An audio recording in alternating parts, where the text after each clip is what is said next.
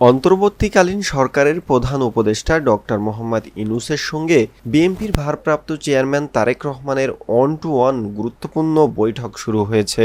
শুক্রবার ১৩ জুন বাংলাদেশ সময় দুপুর ২টায় যুক্তরাষ্ট্রের রাজধানী লন্ডনের ডরচেস্টার হোটেলে এ বৈঠক শুরু হয়। বিএনপির মিডিয়া সেলের অন্যতম সদস্য সাইরুল কবির খান জানান, দুপুর ২টায় ডক্টর ইউনূস ও তারেক রহমানের মধ্যকার বৈঠক শুরু হয়েছে।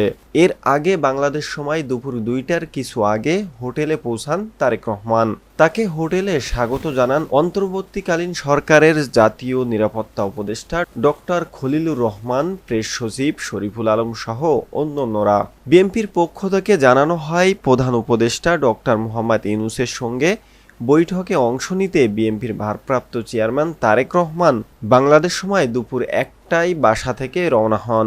জানা গেছে, ডক্টর ইউনূস ও তারেক রহমানের মধ্যকার এই বৈঠক ওয়ান টু ওয়ান হবে।